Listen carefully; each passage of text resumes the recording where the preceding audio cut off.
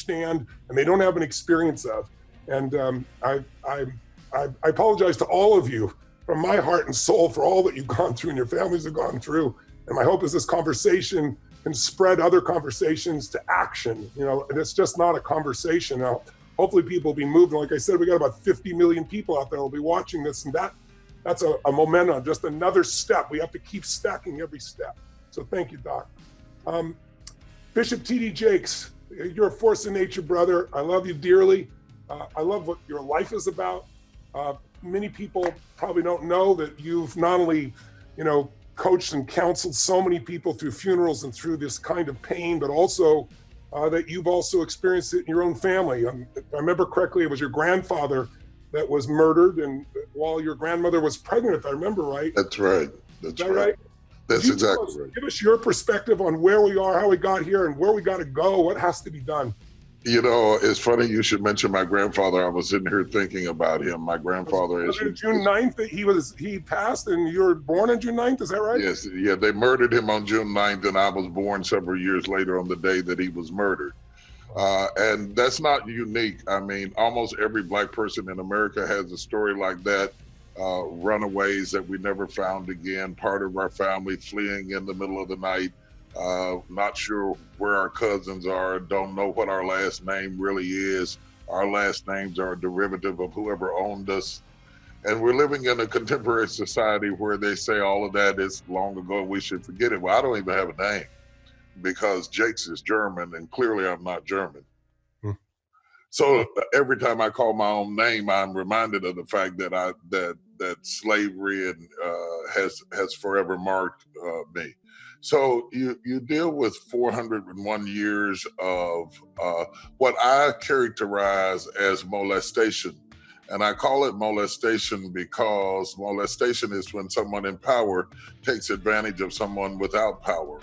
And that's what we're talking about today. Whether you're talking about the way the police act out on the street, or whether you're talking about the DAs, or whether you're talking about false autopsy reports, we're talking about how we handle power.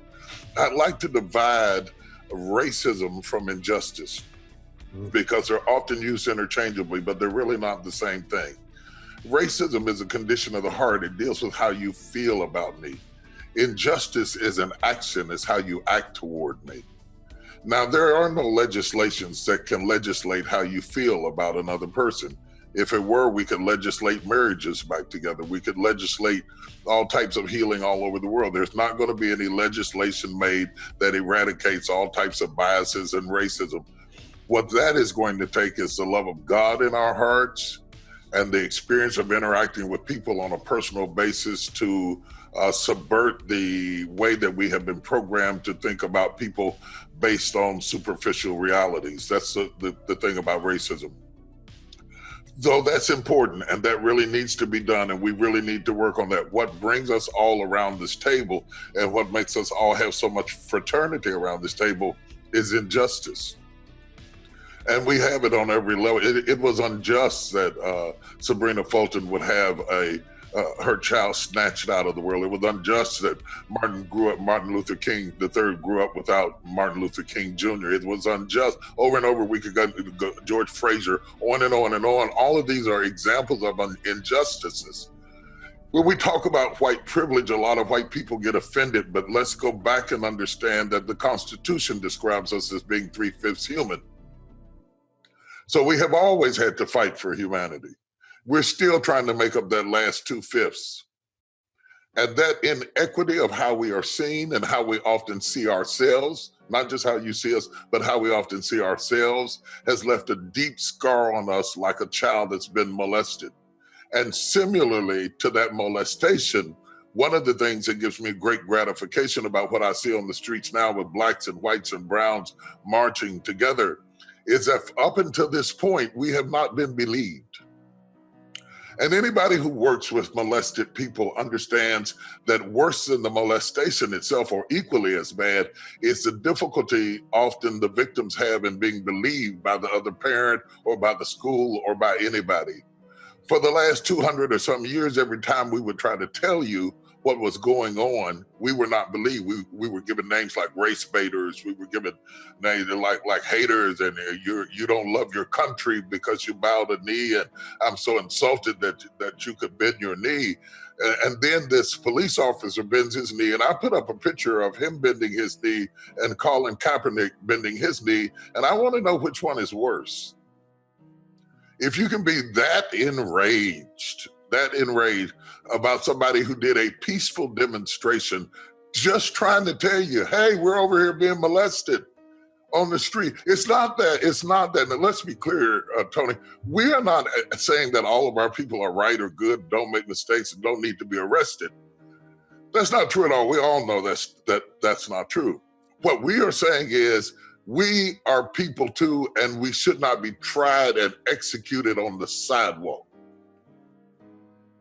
This notion of trying and executing us on the sidewalk and going away and having coffee and donuts it makes you so disgusted and so angry. And how do I convince my children of that other 2/5 of humanity that has been compromised in the country that we love, when every day they wake up to illustrations that my parents thought were gone with Dr. King?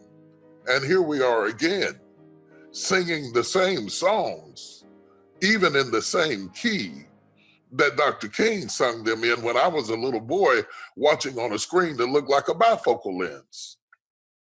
The reality today is that we have to grapple with this, and it is not just we have to change the way we vote.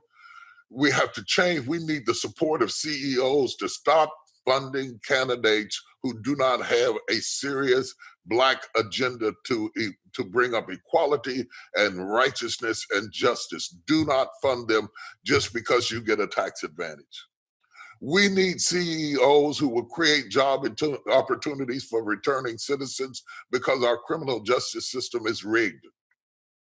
And once it has been rigged, we come out to a rigged system where we can't get an apartment, we can't get a place to stay, and we can't get a job.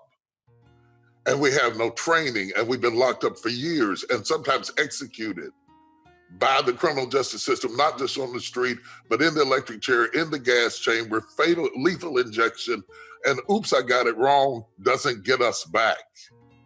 We need people to recognize that turning us over to a system that denies us that other 2/5 of humanity and equality is like turning us over to the slave masters that we were running from in the first place.